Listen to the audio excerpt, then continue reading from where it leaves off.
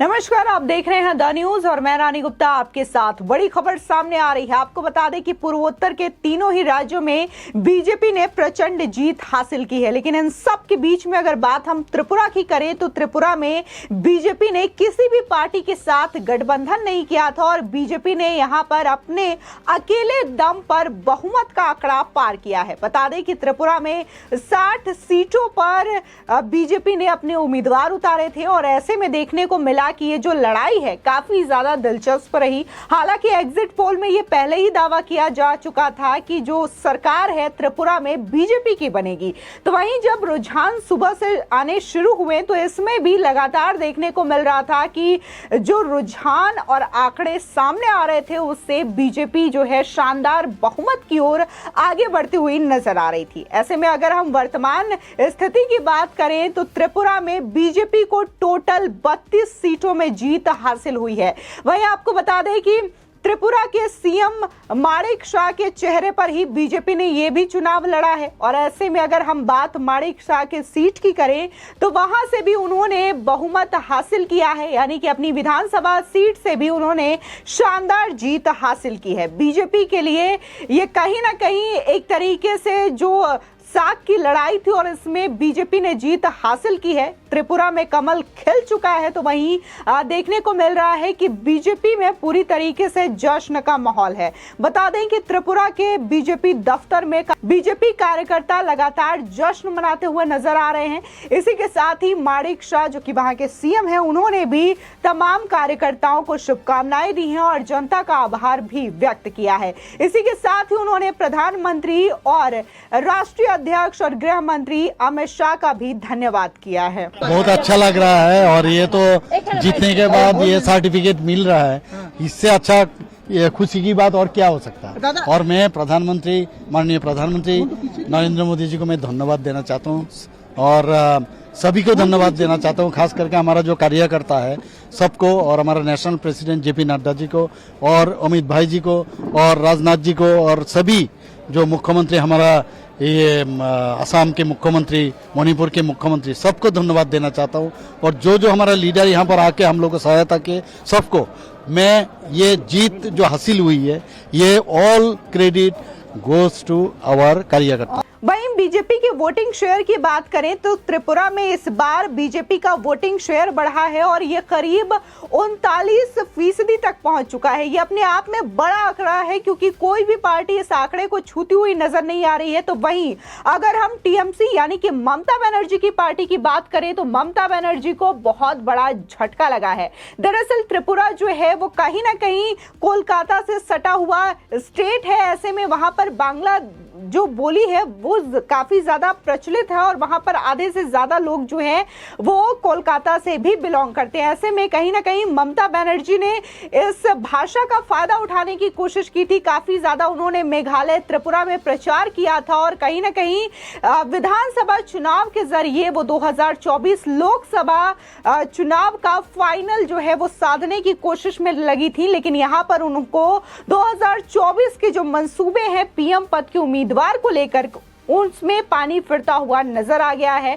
ममता बनर्जी को बहुत बड़ा झटका लगा है। तो वहीं अगर कांग्रेस की बात की जाए तो कांग्रेस के लिए भी ये किसी बड़े सदमे से कम नहीं है, क्योंकि लगातार कांग्रेस जो है वो राहुल गांधी के नेतृत्व में यही बात बोल रही थी कि राहुल गांधी ने जो भारत जोड़ो यात्रा की है इससे बहुत बड़ा फायदा मिलने वाला है। आपको बता दें वही ममता बनर्जी की प्रतिक्रिया भी सामने आई है विधानसभा चुनावों को लेकर के। लेकिन दिलचस्प बात यह है कि ममता बनर्जी ने सिर्फ जो उपचुनाव हुए हैं उसको लेकर के और इसी के साथ ही मेघालय में जो उन्होंने 5 सीटों पर जीत हासिल की है इस चीज को लेकर के उन्होंने अपनी प्रतिक्रिया सामने रखी है। लेकिन बात अगर त्रिपुरा की करें जहां पर उन्हें काफी ज्यादा उम्मीदें थी तो यहां पर उनका कोई भी रिप्लाई नहीं आया, कोई भी रिस्पॉन्स नहीं आया। इस चीज को भी लेकर के लोग सवाल पूछ रहे हैं क्योंकि हैरान करने वाली बात यह है कि त्रिपुरा में टीएमसी का खाता तक नहीं खुला है, यानी कि एक भी सीट टीएमसी के खाते में जाती हुई नहीं दिखाई है। इससे सीधे तौर पर ममता बनर्जी के पीएम पद के उम्मीदवार को लेकर के 2024 के लोकसभा चुनाव को लेकर के जरूर उनके मंसूबों पर पानी फिर चुका है।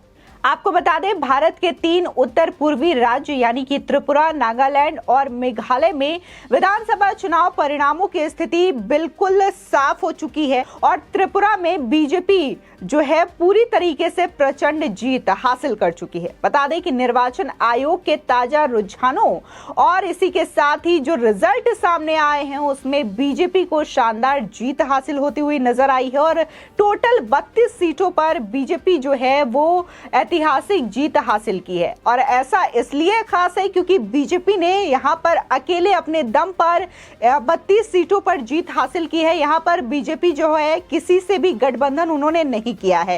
इसी के साथ ही त्रिपुरा में एक और नई पार्टी का गठन हुआ है जो है टिपरा मोथा पार्टी। आपको बता दें कि ये त्रिपुरा के राजशाही परिवार की पार्टी है और उन्होंने पहली बार चुनाव लड़ने का फैसला किया और अगर हम उनकी पार्टी पर भी नजर डालें तो उन्हें काफी अच्छा रिस्पांस मिला है। त्रिपुरा में उन्हें टोटल 12 सीटें मिली है और ऐसे में अगर बात कांग्रेस की करें और टीएमसी की करें, ये दोनों ही पार्टियां पुरानी हैं लेकिन वो टिपरा मोथा का मुकाबला नहीं कर पाई है। और यहां पर कहा यह भी जा रहा है कि टिपरा मोथा जो है वो बीजेपी के साथ गठबंधन कर सकती है क्योंकि बीजेपी अपने आप में बड़ी पार्टी है और शायद टिपरा मोथा के पास कोई दूसरा रास्ता भी नहीं है क्योंकि अगर हम लेफ्ट की सारी पार्टियां भी मिला दे तो वो भी बीजेपी की सीटों का मुकाबला नहीं कर सकती, बहुमत का आंकड़ा पार नहीं कर सकती है।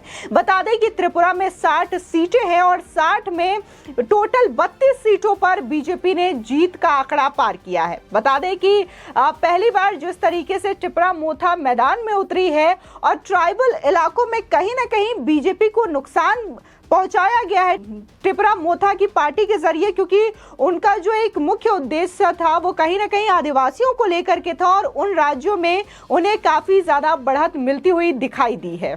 इसी के साथ ही बात करें त्रिपुरा के जो सीएम है माणिक शाह, उन्होंने भी अपनी विधानसभा सीट बोर्डोवली में शानदार जीत हासिल की है और उन्होंने राज्य के चुनाव परिणामों को लेकर के खुलकर अपनी बात भी रखी। उन्होंने कहा कि हमने पहले भी ये कहा था कि बीजेपी एक बार फिर बहुमत से सरकार बनाएगी और अब तक के नतीजे ये बता रहे हैं कि हम सरकार बना रहे हैं। मैं पीएम मोदी, अमित शाह, जेपी नड्डा, राजनाथ सिंह और सभी पार्टी कार्यकर्ताओं को धन्यवाद देता हूं।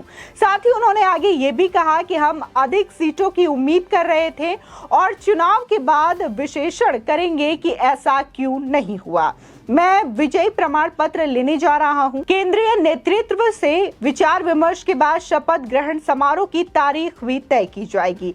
आपको बता दें कि त्रिपुरा में लेफ्ट का गढ़ 2018 में ध्वस्त तो जरूर हुआ लेकिन ये टीएमसी ने नहीं बल्कि बीजेपी ने किया है। बता दें कि इस बीच ममता बनर्जी त्रिपुरा में अपनी पार्टी के आधार को बढ़ाने के प्रयास में लगातार लगी रही थी। ऐसे कई वजह है जिसके चलते ममता अपनी पार्टी के विस्तार योजनाओं के मामले में त्रिपुरा को संभावना के तौर पर देखती रही थी। इसमें सबसे अहम बात यह है कि बंगाल और त्रिपुरा में ज्यादातर लोग बांग्ला बोलते हैं। दोनों राज्य विभाजन और बांग्लादेश के निर्माण से बंगाली हिंदू शरणार्थियों के निवास की विरासत साझा करते हैं। बता दें कि त्रिपुरा की करीब 30% आबादी आदिवासी है और बाकी के बंगाली हैं। इसमें से भी ज्यादातर पूर्वी पाकिस्तान के प्रवासी हैं।